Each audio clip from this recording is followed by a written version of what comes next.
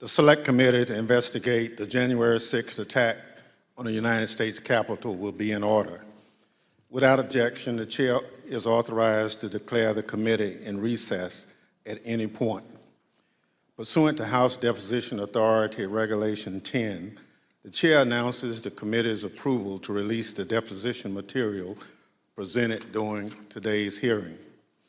Good afternoon. When I think about the most basic way to explain the importance of elections in the United States, there's a phrase that always comes to mind. It may sound straightforward, but it's meaningful. We settle our differences at the ballot box. Sometimes my choice prevails, sometimes yours does, but it's that simple. We cast our votes, we count the votes. If something seems off with the results, we can challenge them in court, and then we accept the results. When you're on the losing side, that doesn't mean you have to be happy about it. And in the United States, there's plenty you can do and say so. You can protest, you can organize, you can get ready for the next election to try to make sure your side has a better chance the next time the people settle their differences at the ballot box. But you can't turn violent. You can't try to achieve your desired outcome through force or harassment or intimidation. Any real leader who sees their supporters going down that path, approaching that line, has a responsibility to say, stop. We gave it our best. We came up short. We try again next time, because we settle our differences at the ballot box. On December 14th, 2020, the presidential election was officially over. The Electoral College had cast its vote. Joe Biden was the president-elect of the United States.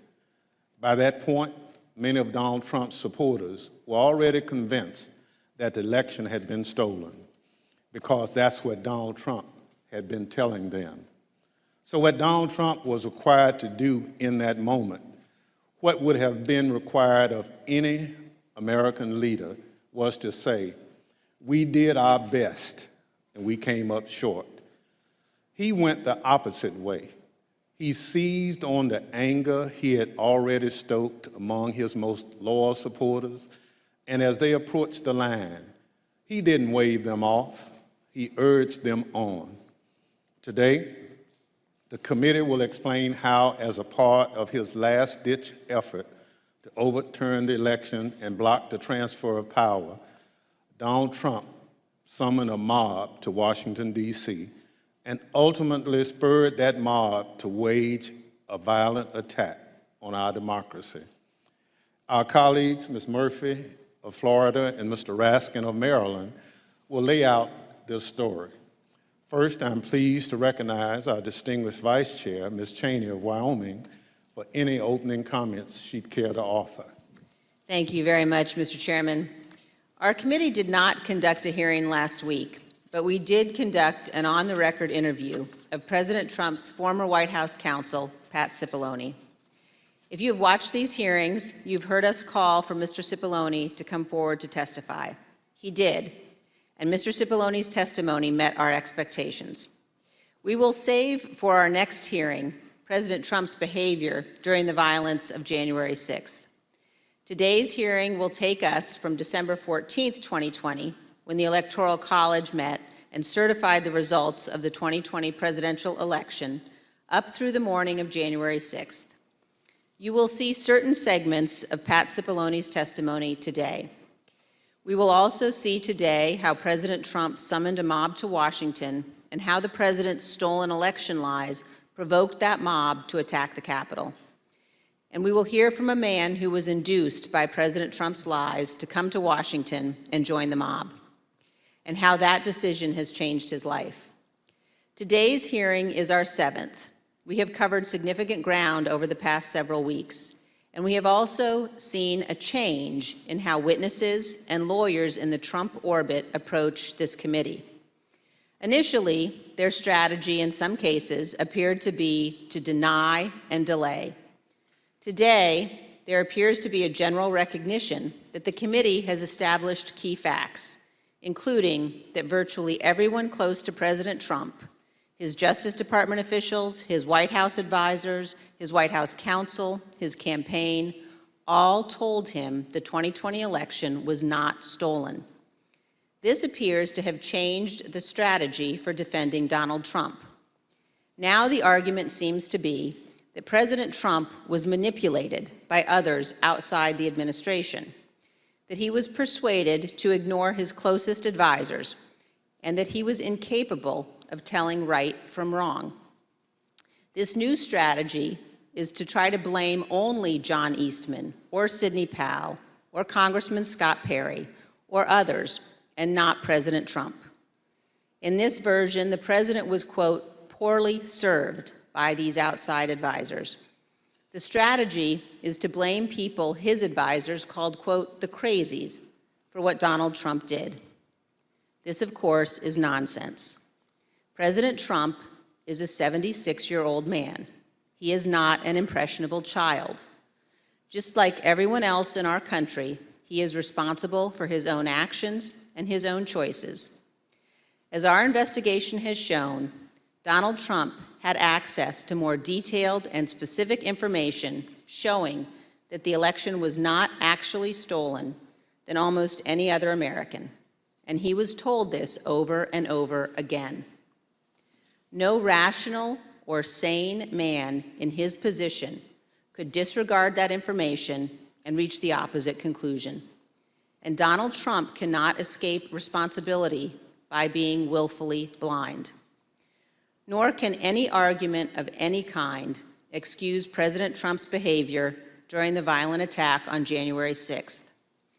As you watch our hearing today, I would urge you to keep your eye on two specific points. First, you will see evidence that Trump's legal team, led by Rudy Giuliani, knew that they lacked actual evidence of widespread fraud sufficient to prove that the election was actually stolen. They knew it, but they went ahead with January 6th anyway. And second, consider how millions of Americans were persuaded to believe what Donald Trump's closest advisors in his administration did not. These Americans did not have access to the truth like Donald Trump did. They put their faith and their trust in Donald Trump. They wanted to believe in him. They wanted to fight for their country, and he deceived them. For millions of Americans, that may be painful to accept, but it is true. Thank you, Mr. Chairman. I yield back. Without objection, the chair recognizes the gentlewoman from Florida, Ms. Murphy, and the gentleman from Maryland, Mr. Raskin, for opening statements. Thank you, Mr. Chairman. We know beyond a shadow of a doubt that then President Donald Trump lost in a free and fair election. And yet, President Trump insisted that his loss was due to fraud in the election process, rather than to the democratic will of the voters. The president continued to make this claim despite being told again and again by the courts, by the Justice Department, by his campaign officials, and by some of his closest advisors that the evidence did not support this assertion. This was the big lie, and millions of Americans were deceived by it. Too many of our fellow citizens still believe it to this day. It's corrosive to our country and damaging to our democracy.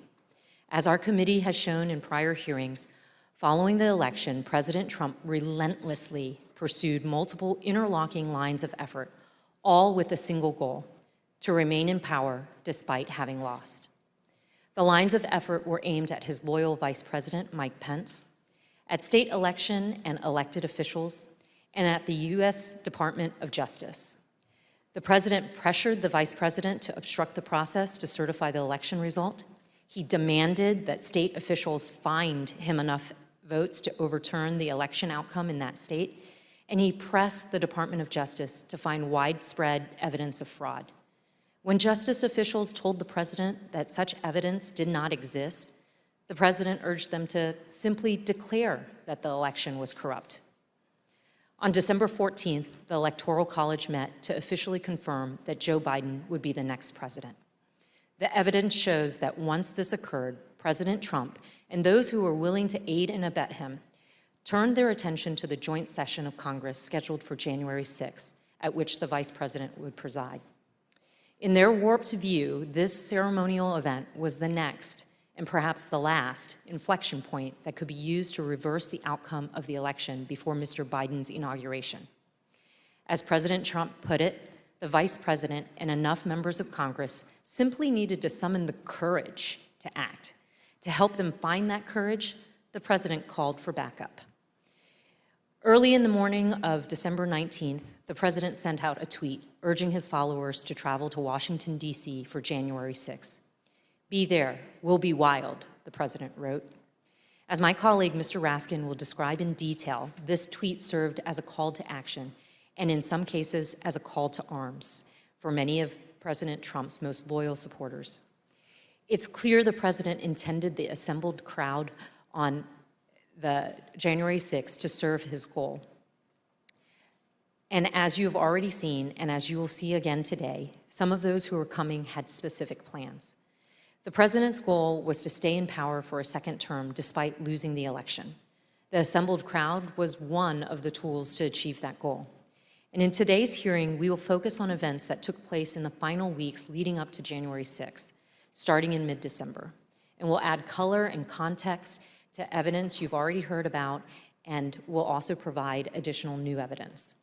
For example, you'll hear about meetings in which the President entertained extreme measures designed to help him stay in power, like the seizure of voting machines. We will show some of the coordination that occurred between the White House and members of Congress as it relates to January 6th. And some of these members of Congress would later seek pardons. We will also examine some of the planning for the January 6th protests, placing special emphasis on one rally planner's concerns about the potential violence. And we will describe some of the President's key actions on the evening of January 5th and the morning of January 6th, including how the President edited and ad-libbed his speech that morning at the Ellipse, directed the crowd to march to the Capitol, and spoke off script in a way that further inflamed an already angry crowd. I yield to the gentleman from Maryland, Mr. Raskin. Thank you, Ms. Murphy. Mr. Chairman, Madam Vice Chair. 4 days after the electors met across the country and made Joe Biden the president-elect, Donald Trump was still trying to find a way to hang on to the presidency.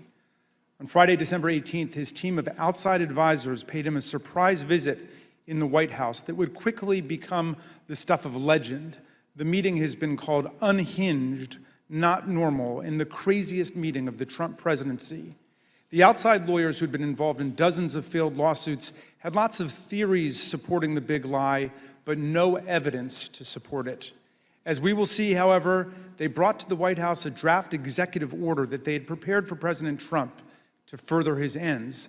Specifically, they proposed the immediate mass seizure of state election machines by the U.S. military. The meeting ended after midnight with apparent rejection of that idea. In the wee hours of December 19th, dissatisfied with his options, Donald Trump decided to call for a large and wild crowd on Wednesday, January 6th, the day when Congress would meet to certify the electoral votes. Never before in American history had a president called for a crowd to come contest the counting of electoral votes by Congress, or engaged in any effort designed to influence, delay, or obstruct the joint session of Congress in doing its work required by our Constitution and the Electoral Count Act. As we'll see, Donald Trump's 1:42 a.m. tweet electrified and galvanized his supporters, especially the dangerous extremists in the Oath Keepers, the Proud Boys, and other racist and white nationalist groups spoiling for a fight against the government. 3 rings of interwoven attack were now operating towards January 6th. On the inside ring, Trump continued trying to work to overturn the election by getting Mike Pence to abandon his oath of office as vice president and assert the unilateral power to reject electoral votes. This would have been a fundamental and unprecedented breach of the Constitution that would promise Trump multiple ways of staying in office. Meanwhile, in the middle ring, members of domestic violent extremist groups created an alliance, both online and in person, to coordinate a massive effort to storm, invade, and occupy the Capitol. By placing a target on the joint session of Congress, Trump had mobilized these groups around a common goal, emboldening them, strengthening their working relationships, and helping build their numbers. Finally, in the outer ring, on January 6th, there assembled a large and angry crowd, the political force that Trump considered both the touchstone and the measure of his political power. Here were thousands of enraged Trump followers, thoroughly convinced by the big lie, who traveled from across the country to join Trump's wild rally to stop the steal. With the proper incitement by political leaders and the proper instigation from the extremists, many members of this crowd could be led to storm the Capitol, confront the vice president in Congress, and try to overturn the 2020 election result. All of these efforts would converge and explode on January the 6th. Mr. Chairman, as you know better than any other member of this committee from the wrenching struggle for voting rights in your beloved Mississippi, the problem of politicians whipping up mob violence to destroy fair elections is the oldest domestic enemy of constitutional democracy in America. Abraham Lincoln knew it too. In 1837, a racist mob in Alton, Illinois, broke into the offices of an abolitionist newspaper and killed its editor, Elijah Lovejoy. Lincoln wrote a speech in which he said that no transatlantic military giant could ever crush us as a nation, even with all of the fortunes in the world. But if downfall ever comes to America, he said, we ourselves would be its author and finisher. If racist mobs are encouraged by politicians to rampage and terrorize, Lincoln said, they will violate the rights of other citizens and quickly destroy the bonds of social trust necessary for democracy to work. Mobs and demagogues will put us on a path to political tyranny, Lincoln said. As we'll see today, this very old problem has returned with new ferocity today as a president who lost an election deployed a mob which included dangerous extremists to attack the constitutional system of election and the peaceful transfer of power. And as we'll see, the creation of the internet and social media has given today's tyrants tools of propaganda and disinformation that yesterday's despots could only have dreamed of. I yield back to the gentle lady from Florida, Ms. Murphy. Article 2 of the United States Constitution establishes the Electoral College. Each state's laws provide that electors are to be chosen by a popular vote. And on December 14th, 2020, electors met in all 50 states and the District of Columbia to cast their votes. Joseph Biden won by a margin of 306 to 232. The election was over. Mr. Biden was the president-elect. Before the Electoral College met, Donald Trump and his allies filed dozens of legal challenges to the election, but they lost over and over again, including in front of multiple judges President Trump had nominated to the bench. In many of these cases, the judges were highly critical of the arguments put forward, explaining that no genuine evidence of widespread fraud had been presented. For example, a federal judge in Pennsylvania said, "This court has been presented with strained legal arguments without merit and speculative accusations unsupported by evidence. In the United States of America, this cannot justify the disenfranchisement of a single voter, let alone all the voters of its 6th most populated state." On December 15th, after the Electoral College certified the outcome, the Republican Majority Leader in the Senate acknowledged Mr. Biden's victory. Yesterday, electors met in all 50 states. So as of this morning, our country has officially a president-elect and a vice president-elect. Many millions of us had hoped the presidential election would yield a different result. But our system of government has processes to determine who will be sworn in on January the 20th. The Electoral College has spoken. So today I want to congratulate President-elect Joe Biden. Even members of President Trump's cabinet and his White House staff understood the significance of his losses in the courts and the absence of evidence of fraud. They also respected the constitutional certification by the Electoral College.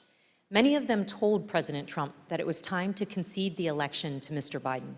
For example, then Secretary of Labor Jean Scalia, an accomplished lawyer and the son of late Justice Scalia, called President Trump in mid-December and advised him to concede and accept the rulings of the courts.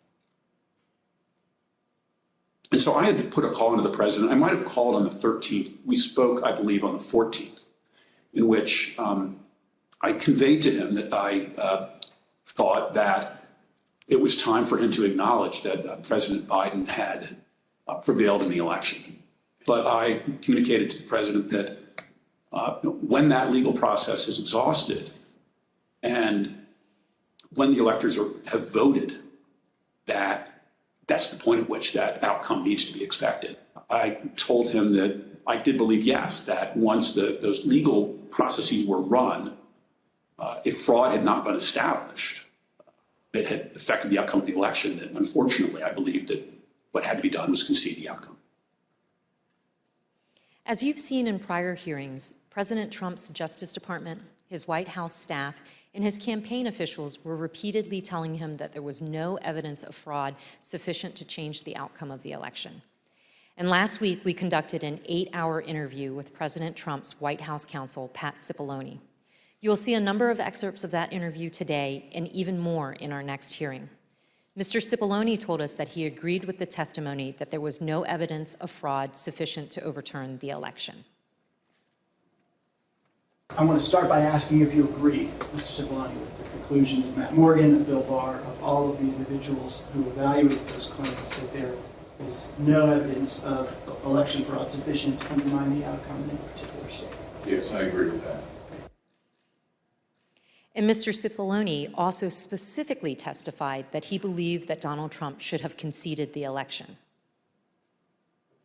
Did you believe, Mr. Cipollone, that the president should concede once you made the determination based on the investigations that you credited DOJ did and the campaign did? Did you, in your mind, form a belief that the president should concede the election loss at a certain point after the election?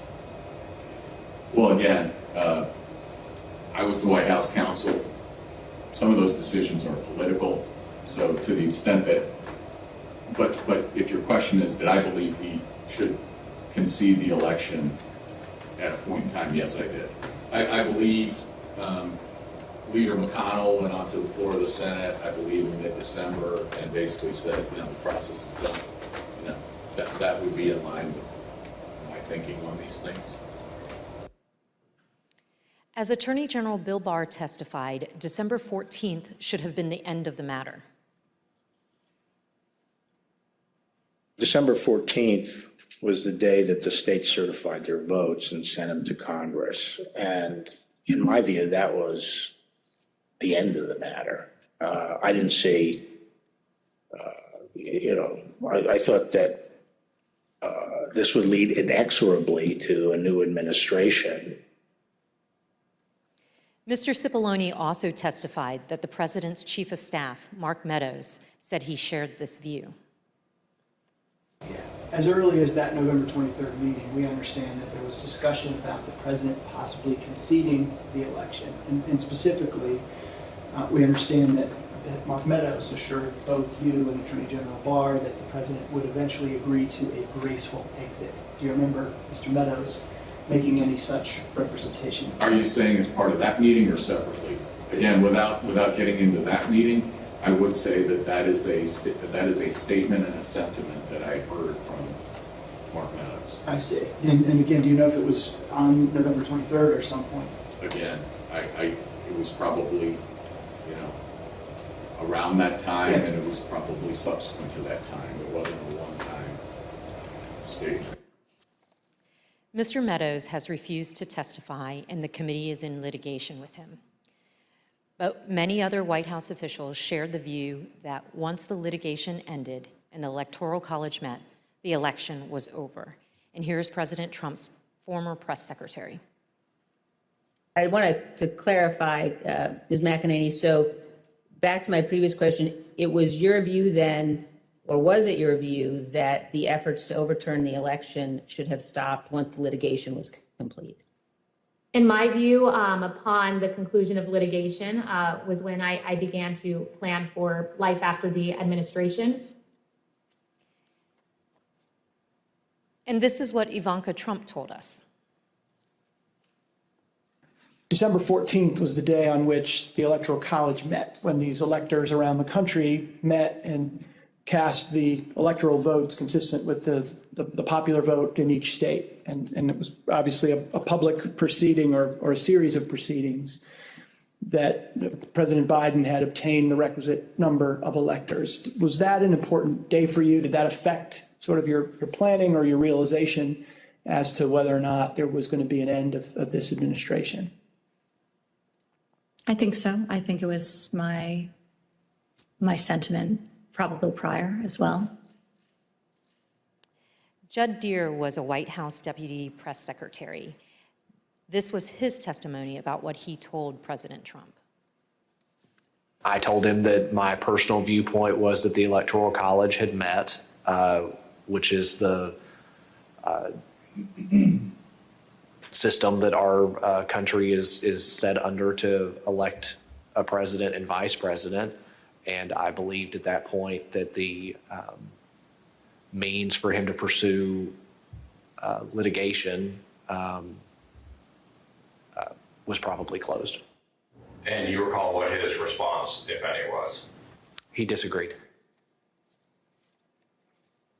We've also seen this testimony from Attorney General Barr reflecting a view of the White House staff in late November 2020. And then at that point, I left. And as I walked out of the Oval Office, Jared was there with Dan Scavino, who ran the president's social media, and who I thought was a reasonable guy and believe is a reasonable guy.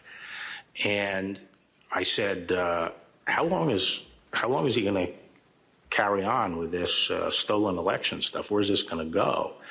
And by that time, Meadows had caught up with me and leaving the office, and caught up to me and said that he said, look, I think that he's becoming more realistic and knows that there's a limit to how far he can take this. And then Jared said, yeah, we're working on this. We're working on it. Likewise, in this testimony, Cassidy Hutchinson, an aide to Mark Meadows, described her conversations with President Trump's Director of National Intelligence, John Ratcliffe, a former Republican congressman. He had expressed to me that he was concerned that it could spiral out of control and potentially be dangerous, either for our democracy or the way that things were going for the 6th. Of course, underlying all of this is the fundamental principle that the President of the United States cannot simply disregard the rulings of state and federal courts, which are empowered to address specific election-related claims. The President cannot simply pretend that the courts had not ruled. By that time, the President or his associates had lost 60 out of 61 cases that they had brought to challenge different aspects of the election in a number of states. They lost 60 out of 61 of those cases.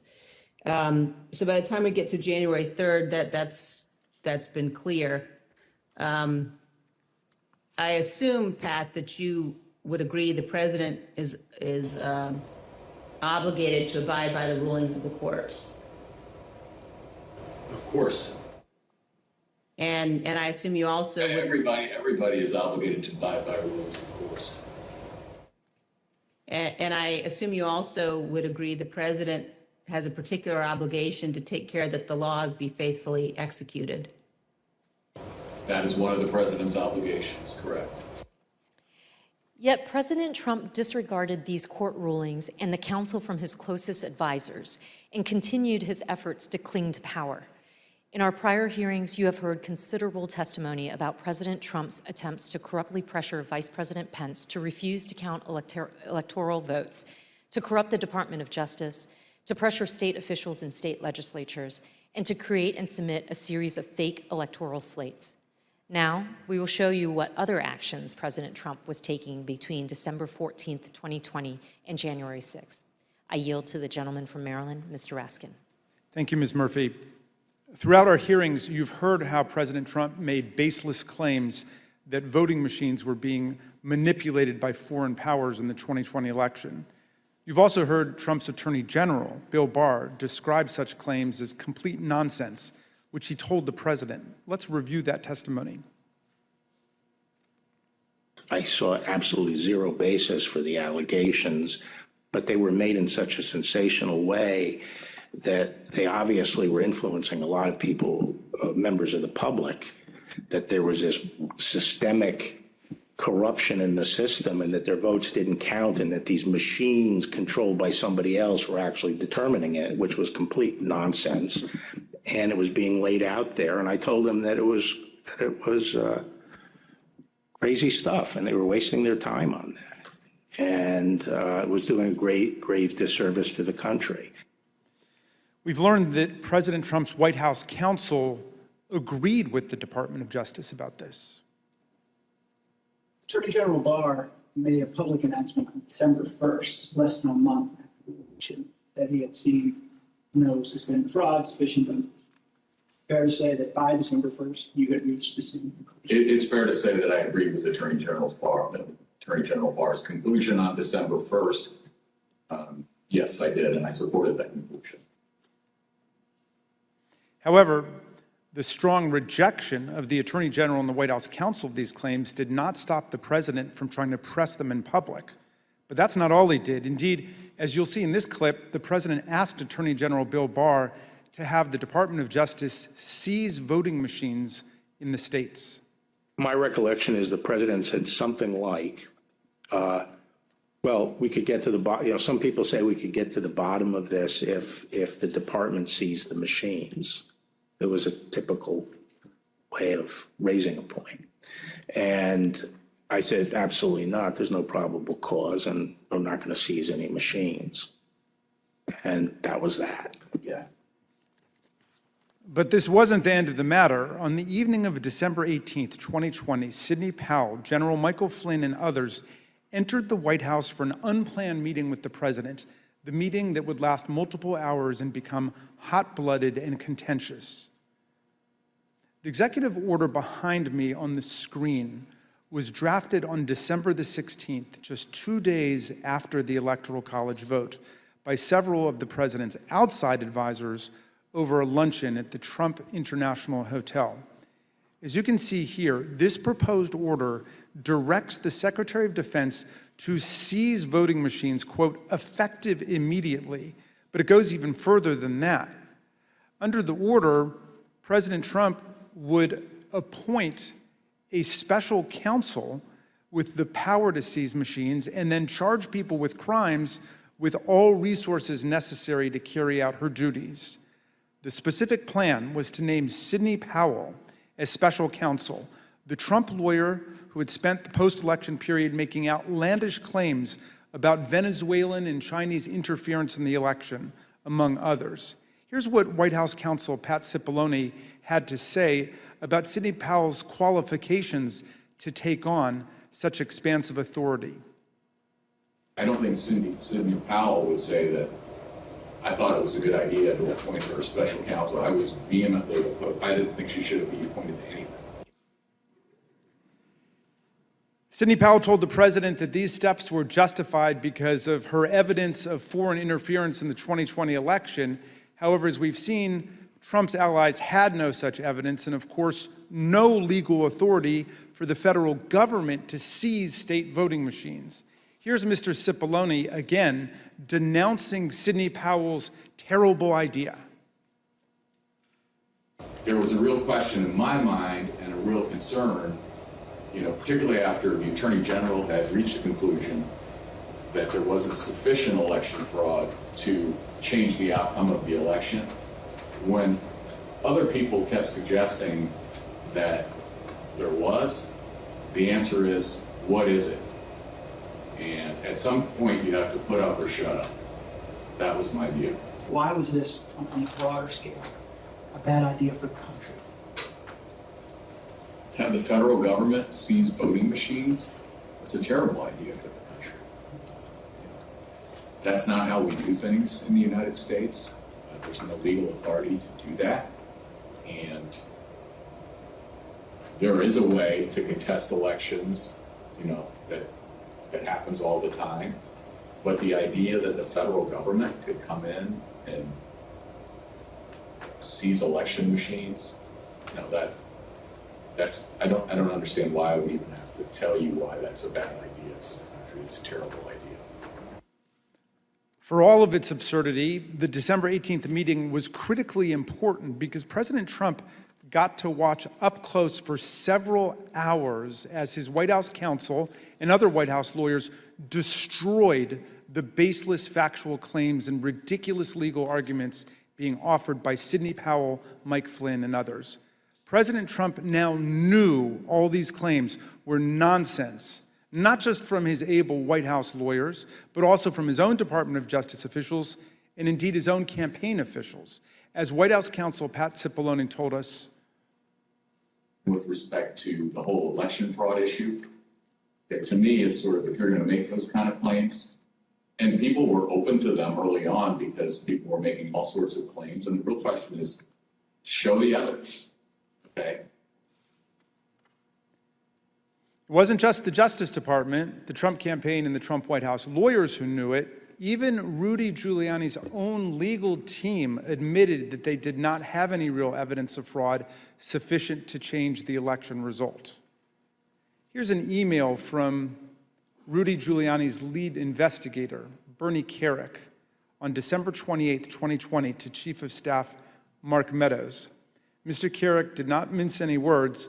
We can do all the investigations we want later, but if the president plans on winning, it's the legislators that have to be moved, and this will do just that.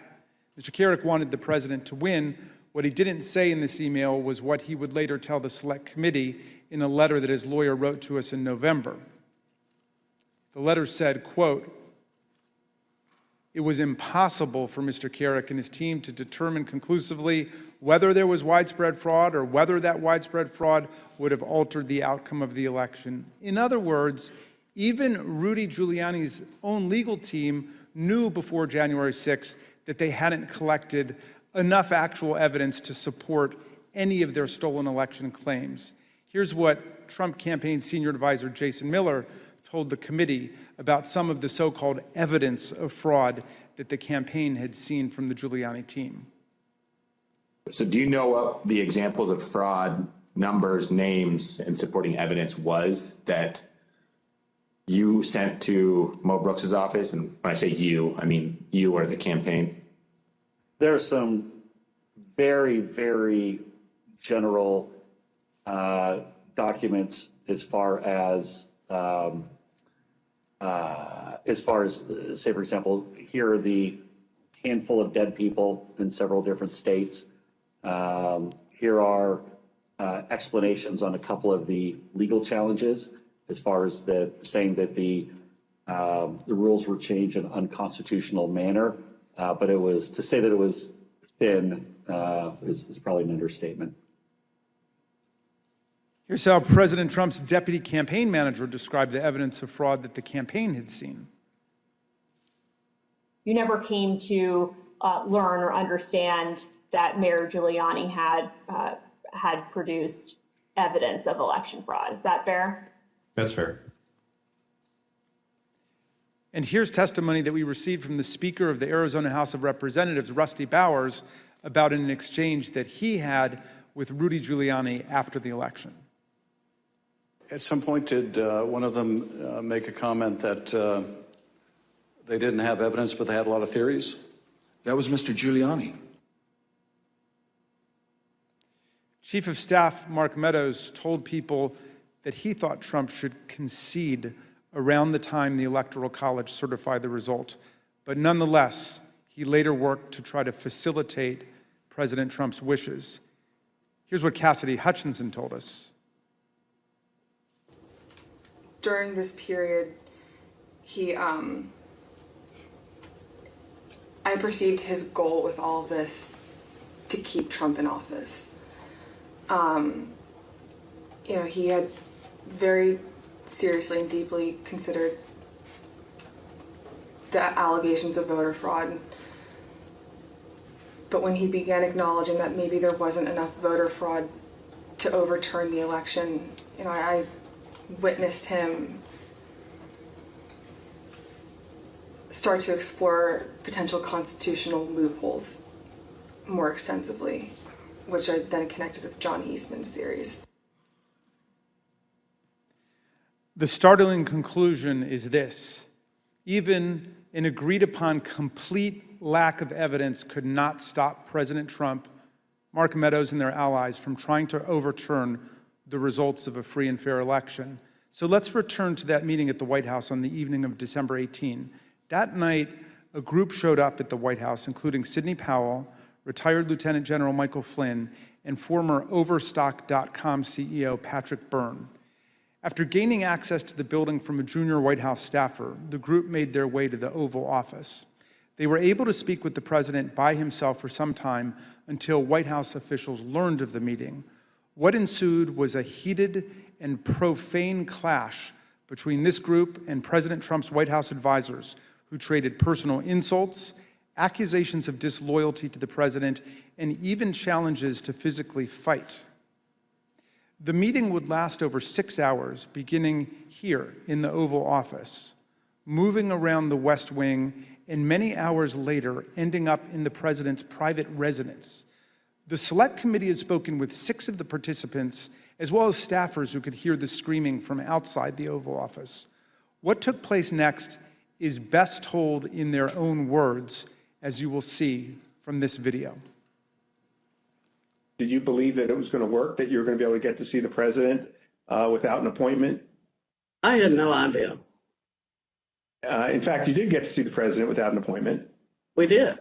How much time did you have alone with the president? And I say alone, you had other people with you, but right from his aides before the crowd came running? Probably no more than 10 or 15 minutes. Was in that... I bet Pat Cipollone set a new land speed record. I got a call either from Molly or Hirschman that I need to get to the Oval Office.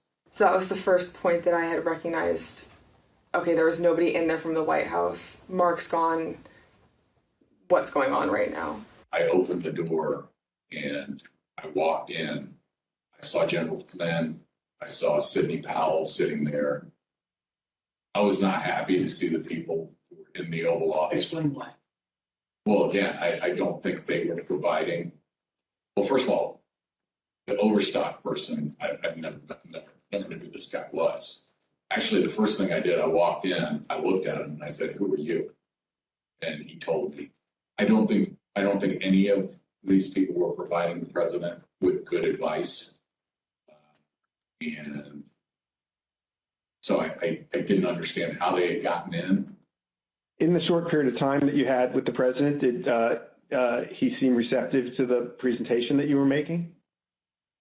He was very interested in hearing particularly about the CISA finding and the terms of 13848 that apparently nobody else had bothered to inform him of. I was asking, like, you claimed the Democrats were working with Yugoslavs, Venezuelans, and whomever else. And at one point, General Flynn took out a diagram that supposedly showed IP addresses all over the world, and who was communicating with whom via the machines, and some comment about like Nest thermostats being hooked up to the internet. So it's been reported that during this meeting, Ms. Powell talked about Dominion voting machines and made various election fraud claims that involve foreign countries such as Venezuela, Iran, and China. Is that accurate? Sure. Was the meeting tense? Oh, yeah. It was not a casual meeting. Explain. I mean, at times there were people shouting at each other, hurling insults at each other. It wasn't just sort of people sitting around on a couch like chit-chatting. Do you recall whether he raised to Ms. Powell the fact that she and the campaign had lost all of the 60 cases that they had brought in litigation? Yes, he raised that. And what was the response? I don't remember what she said. I don't think it was a good response. Cipollone and Hirschman and whoever the other guy was showed nothing but contempt and disdain of the president. Yeah, I remember the three of them were really sort of forcefully attacking me verbally.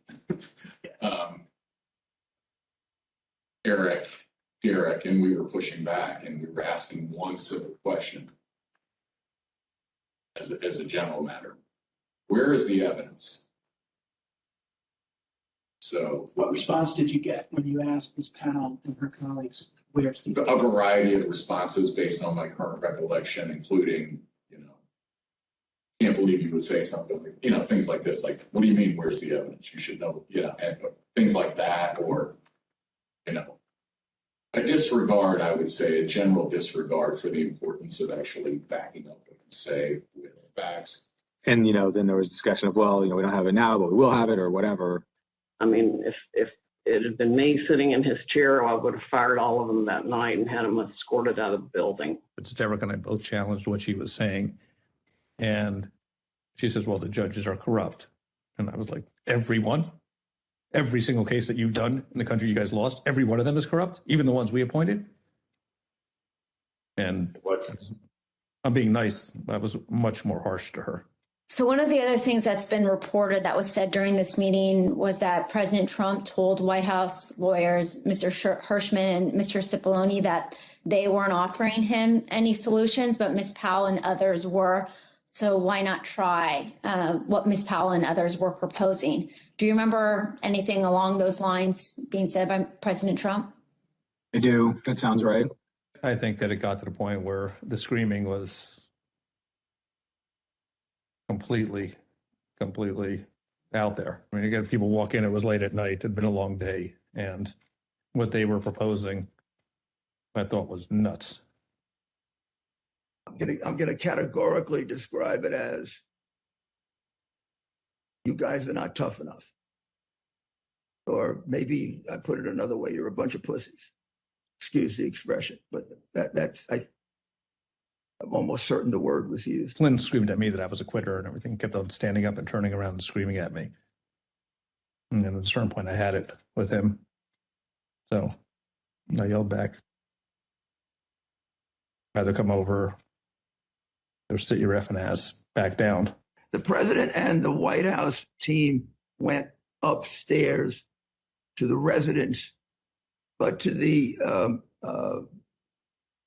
public part of the residence, the big parlor where you can have meetings in the conference room. Oval. They call that the yellow oval? Yes, exactly, the yellow Oval Office. I always called it the upper. And I'm not exactly sure where the Sydney group went. I think maybe the Roosevelt room. And I stayed in the cabinet room, which is kind of cool. I really like that. All by myself.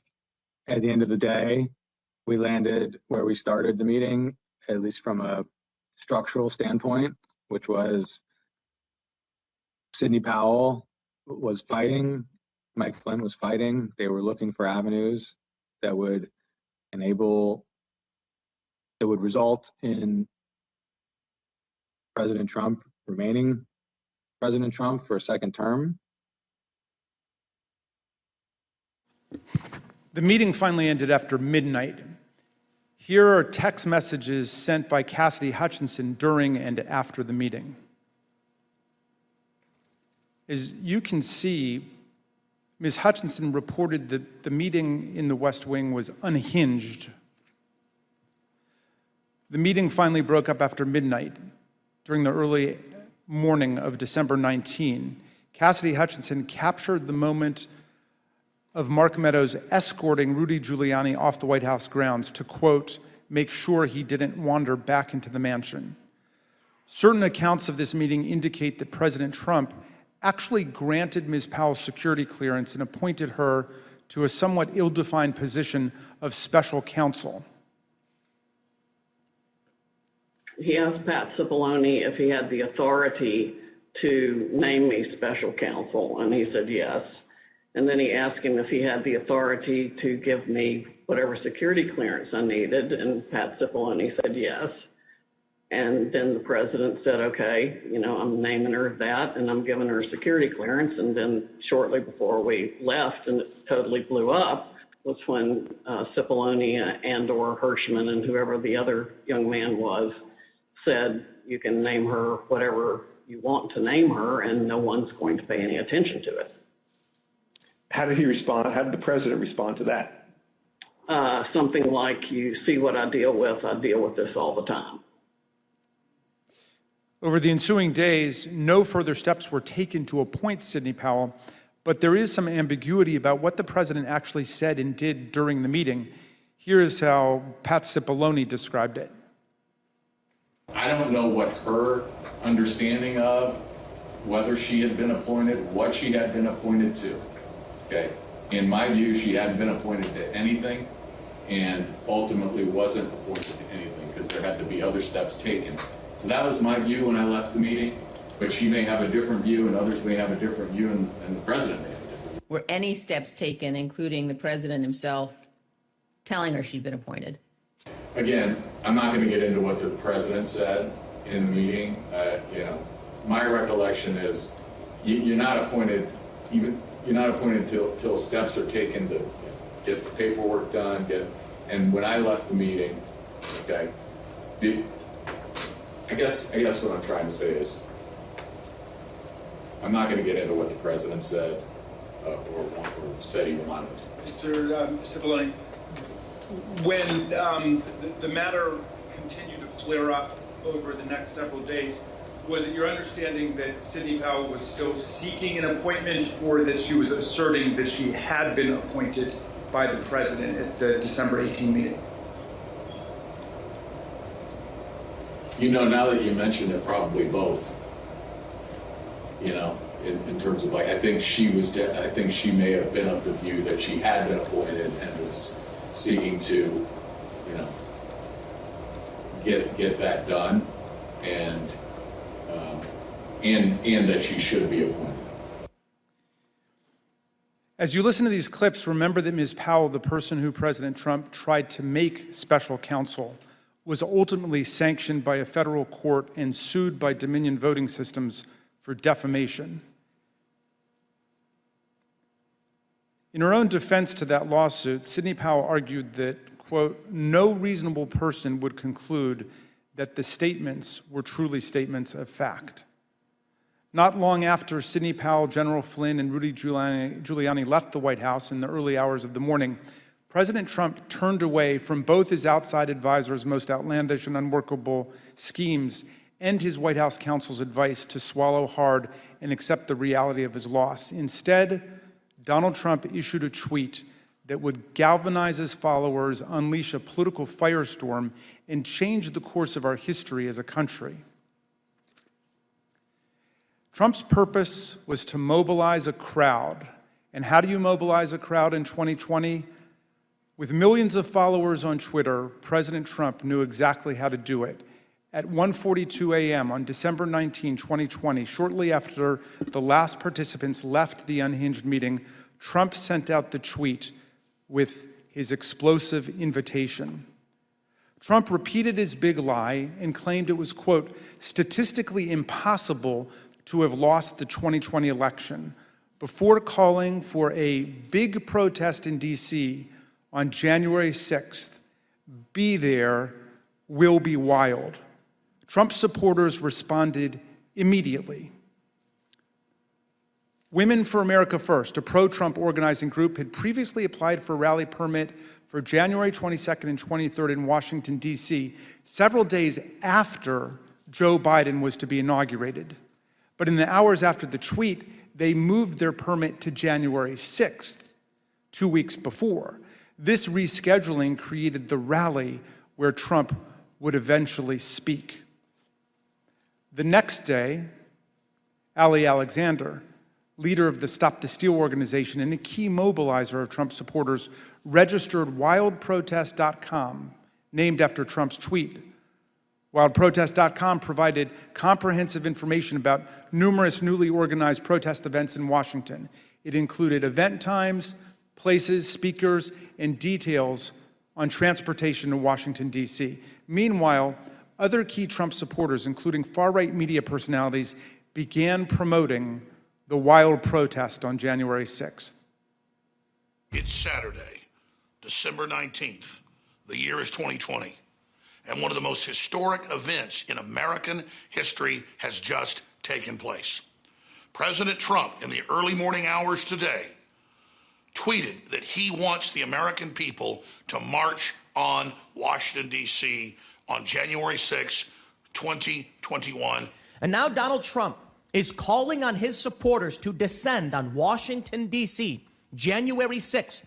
He is now calling on we, the people, to take action and to show our numbers.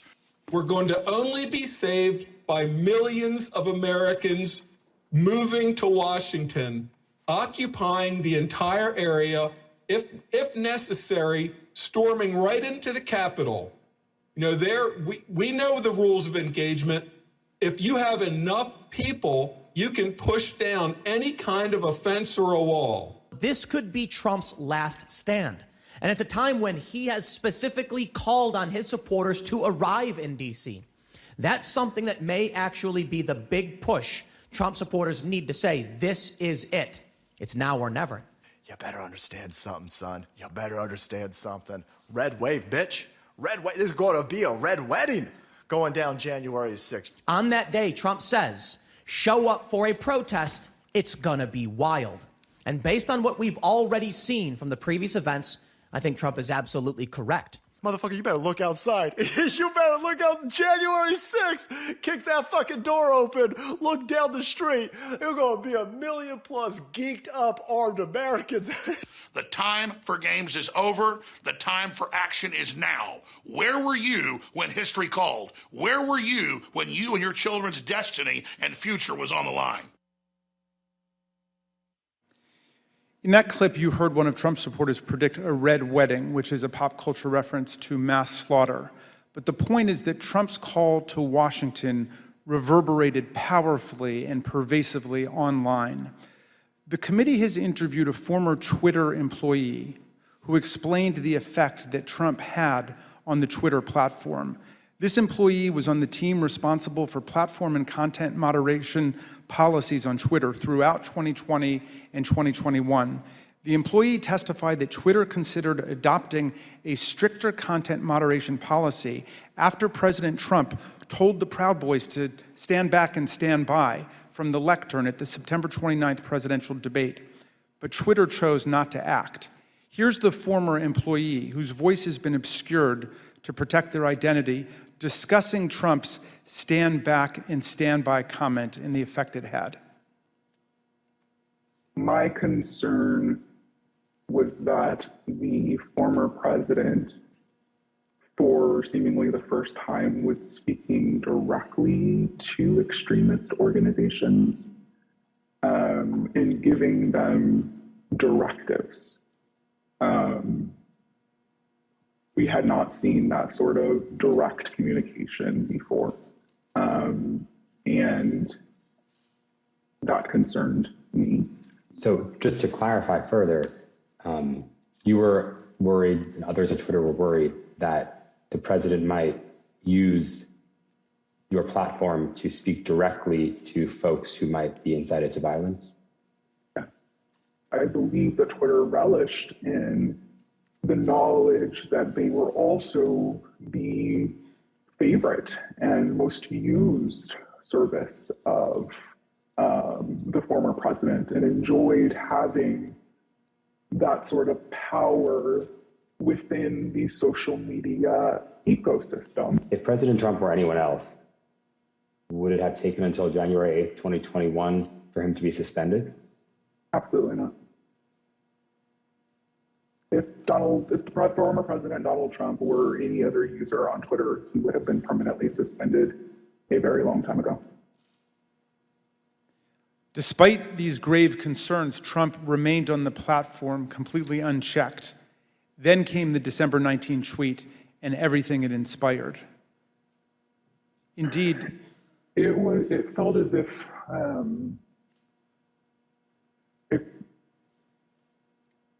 a mob was being organized, and they were gathering together their weaponry and their logic and their reasonings behind why they were prepared to fight prior to December 19th. Again, it was vague. It was non-specific, but very clear that individuals were ready, willing, and able to take up arms. After this tweet on December 19th, again, it became clear not only were these individuals ready and willing, but the leader of their cause was asking them to join him in this cause and in fighting for this cause in DC on January 6th as well. I will also say what shocked me was the responses to these tweets, right? So these were a lot of the locked and loaded, stand back, stand by, those tweets were in response to Donald Trump saying things like this, right? So there would be a response that said, big protests in DC on January 6th, be there, be wild, and someone would respond and say, I'm locked and loaded and ready for Civil War Part 2, right? I very much believe that Donald Trump posting this tweet on December 19th was essentially staking a flag in DC on January 6th for his supporters to come and rally. And you were concerned about the potential for this gathering becoming violent? Absolutely. Indeed, many of Trump's followers took to social media to declare that they were ready to answer Trump's call. One user asked, is the 6th D-Day? Is that why Trump wants everyone there? Another asserted, Trump just told us all to come armed. Fucking A, this is happening. A third took it even further. It will be wild means we need volunteers for the firing squad. Jim Watkins, the owner of 8kun, the fringe online forum that was birthplace of the QAnon extremist movement, confirmed the importance of Trump's tweet. Why did you first decide to go to DC for January 6th? When the President of the United States announced that he was going to have a rally, then I bought ticket and went. Watkins was at the Capitol on January 6th. Some who have since been indicted for their involvement in the attack on the Capitol also responded. One of them posted on the 19th, quote, calling all patriots, be in Washington, D.C., January the 6th. This wasn't organized by any group. DJT has invited us, and it's going to be wild. Some of the online rhetoric turned openly homicidal and white nationalist, such as, why don't we just kill them, every last Democrat, down to the last man, woman, and child? And it's time for the day of the rope. White revolution is the only solution. Others realized that police would be standing in the way of their effort to overturn the election. So one wrote, I'm ready to die for my beliefs. Are you ready to die, police? Another wrote on the Donald.win, cops don't have standing if they're laying on the ground in a pool of their own blood. The Donald.win was an openly racist and anti-Semitic forum. The Select Committee deposed that site's founder, Jody Williams. He confirmed how the president's tweet created a laser-like focus on the date of January the 6th. I mean, people have been talking about going to D.C. since the election was over. And do you recall whether or not the conversation around those dates centered on the 6th after the president's tweet?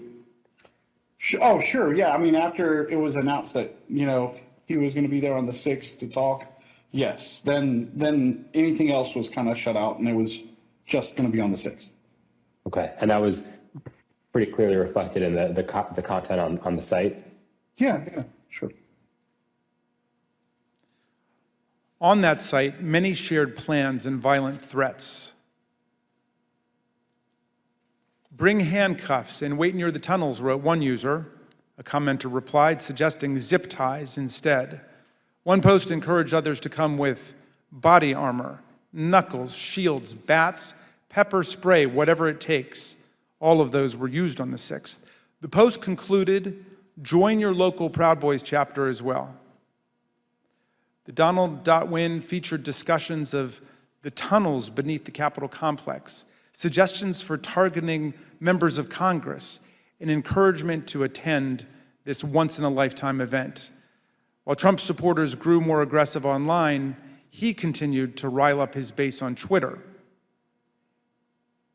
He said there was overwhelming evidence that the election was the biggest scam in our nation's history. As you can see, the president continued to boost the event, tweeting about it more than a dozen times in the lead up to January the 6th. Mr. Chairman, I reserve.